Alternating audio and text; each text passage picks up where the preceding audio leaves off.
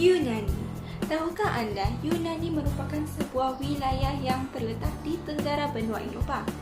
Wilayah ini telah menciptakan sejarah ketamadunannya yang diketahui sebagai Tamadun Yunani. Setelah kebangkitannya, tamadun ini terbahagi kepada 3 peringkat zaman, bermula dengan zaman arkaik, zaman klasik dan zaman Helenistik. Namun sebelum adanya kemajuan tersebut, zaman-zaman sebelum itu digelar zaman Yunani Purba ataupun Yunani kuno. Dengan kepesatan gaya hidup masyarakat pada waktu itu, munculnya para seni yang menciptakan arca-arca atau secara khususnya patung yang menggambarkan sesuatu entiti. Arca merupakan karya halus yang dihasilkan melalui aktiviti binaan. Proses penghasilannya ialah dengan mengukir, mengguris, memotong dan menebuk batu sehingga menghasilkan objek seni berbentuk 3 dimensi. Zaman Yunani Purba ataupun Yunani kuno. Arca ini diberi nama Arca Marmar Kouros yang bermaksud pemuda, dan pembuatan arca ini tidak diketahui dan hanya ditemui di zaman Yunani kuno. Ia diperbuat daripada batu marmar dan fungsinya untuk menandakan kubur seseorang bangsawan Athena muda. Arca yang diperbuat mampu menghasilkan emosi sebenar manusia walaupun kelihatan tidak sopan, namun dapat menunjukkan penelitian dalam pembuatan tubuh badan manusia yang sempurna. Jika diperhatikan, imej arca ini kelihatan kaku dan pandangannya yang ke hadapan lebih memperlihatkan keadaan monumental. Bahagian tangan pula tegak di sisi badannya dan kaki kiri ke hadapan sedikit. Rambut dibuat secara terurai dan jatuh ke belakang sahaja. Ukiran rambut seperti berbentuk geometri. Matanya berbentuk padam, oleh kerana itu persembahannya terlihat kaku. Namun, ia kelihatan sedikit naturalistik dengan memperjelaskan bentuk otot dan menunjukkan sedikit pergerakan di mana kaki sebelah kiri melangkah ke depan. Selain itu, bentuk geometri juga yang hampir abstrak mendominasikan sedikit sudut. Arca ini memperlihatkan perincian setiap tubuh badan dengan begitu sempurna. Zaman klasik.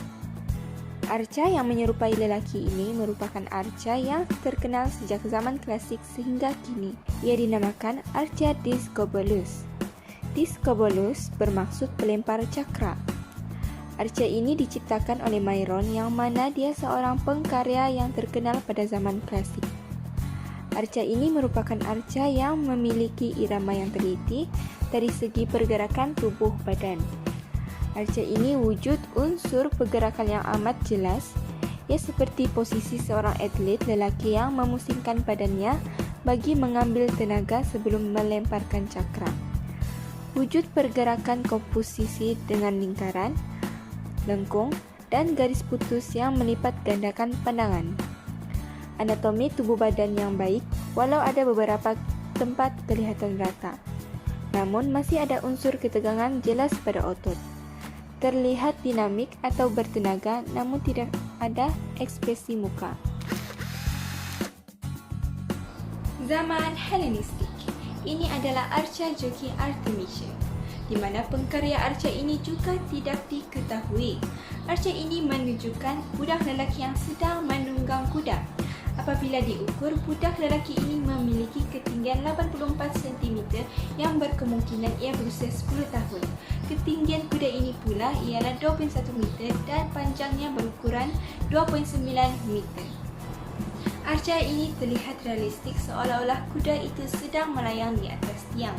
Terlihat dari otot kuda dan rambut kusut budak itu kelihatan bergerak. Ia melihatkan pergerakan yang jelas dari segi posisi dan struktur kuda dan budak itu.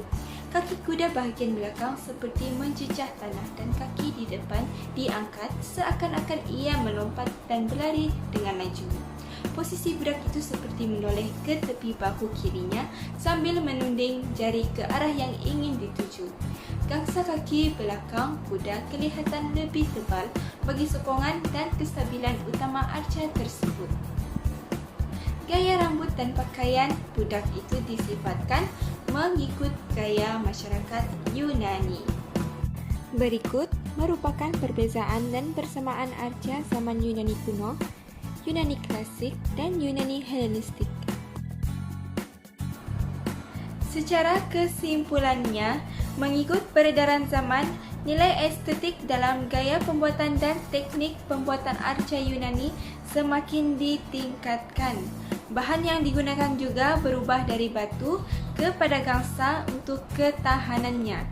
Gaya pembuatan arca semakin sopan. Hal ini boleh dilihat pada zaman Helenistik, yang mana zaman tersebut tidak tertumpu pada anatomi tubuh badan manusia sahaja, tetapi membina arca haiwan, malah arca manusia yang berpakaian. Oleh kerana itu, pada akhirnya masyarakat Yunani dapat menghasilkan arca yang sempurna setelah menggabungkan dan meningkatkan nilai estetik pada penghasilan dan persembahan arca.